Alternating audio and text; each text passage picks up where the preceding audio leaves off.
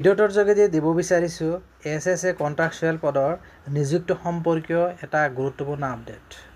Documents ভেৰিফিকেশ্যনৰ বাবে প্ৰকাশ পাইছে শ্বৰ্ট লিষ্ট আৰু অহা 29 অক্টোবৰৰ পৰা 1 নৱেম্বৰলৈকে এই ভেৰিফিকেশ্যন প্ৰক্ৰিয়া চলিব আৰু কোনসকল প্ৰাৰ্থীৰ বাবে এই এছএছএ কণ্ট্ৰাকচুৱেল পদৰ নিযুক্তি আৰু শ্বৰ্ট লিষ্টসমূহ প্ৰকাশ পাইছে ডকুমেণ্টছ ভেৰিফিকেশ্যনৰ বাবে মাতিছে।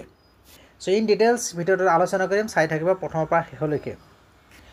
24/9/2020 চনত এছএছএ কণ্ট্ৰাকচুৱেল পদৰ কাৰণে বিজ্ঞাপন প্ৰকাশ পাইছিলে আৰু এই বিজ্ঞাপনত চিটেড প্ৰাৰ্থীসকলে আবেদন কৰিব পৰা নাছিলে। ফলত সিহঁতসকলে এই চিটেড প্ৰাৰ্থীসকলে গুৱাহাটী হাইকোৰ্টৰ দ্বাৰস্থ হৈছিলে আৰু অৱশেষত 19/7/2021 আৰু তাৰপিছত আকৌ 19/5/2025 তাৰিখে গুৱাহাটী হাইকোৰ্টৰ পৰা নিৰ্দেশনা প্ৰদান কৰিছিল আৰু নিৰ্দেশনা মতে অৱশেষত গুৱাহাটী হাইকোৰ্টৰ এই নিৰ্দেশ মৰ্মে শিক্ষা বিভাগ ফালৰ পৰা একাংশ প্ৰাৰ্থী যিসকল প্ৰাৰ্থীয়ে ন্যায়ালয়ৰ দ্বাৰস্থ হৈছিলে সেইসকল প্ৰাৰ্থীৰ পৰা ইলিজিবল চিটেড কোৱালিফাইড প্ৰাৰ্থীসকলৰ এটা শ্বৰ্ট লিষ্ট প্ৰকাশ কৰিছে আৰু এই প্ৰাৰ্থীসকলক এছএছএ কণ্ট্ৰাকচুৱেল LP আৰু UP নিযুক্তি দিয়াৰ কাৰণে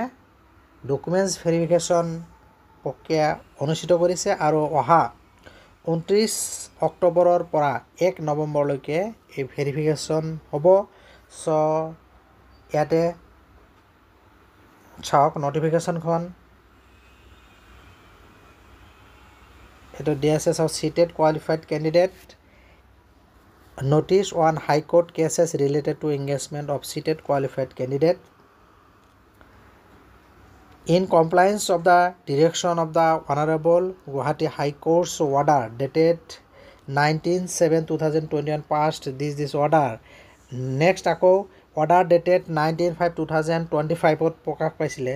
So regarding the seated qualified candidate who write petitioners before the Honorable High Court against the advertisement dated 24/9/2020 and in continuation notice number this dated 24/9/2025 for filling up the post of assistant teacher contractual for lower primary school and assistant teacher contractual social science and maths and science for upper primary school.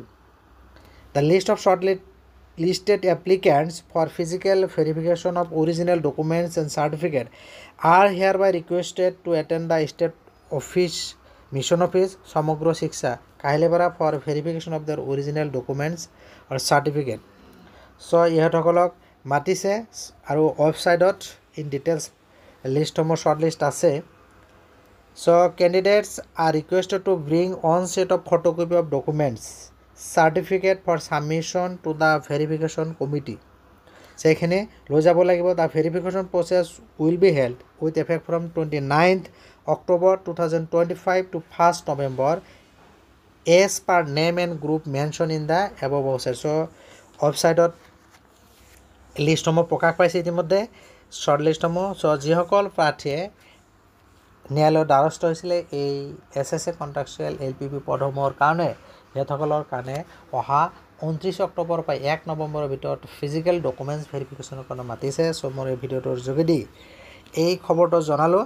Video' ভাল লাগিলে like আৰু share কৰিব আৰু এনেকুৱা ধৰণৰ গুৰুত্বপূৰ্ণ বা বাতৰিৰ বাবে যিসকলে চেনেলটো এতিয়া ছাবস্ক্ৰাইব কৰা নাই চেনেলটো ছাবস্ক্ৰাইব কৰি নটিফিকেশ্যন বেলটো অল কৰি দিব। Thank U.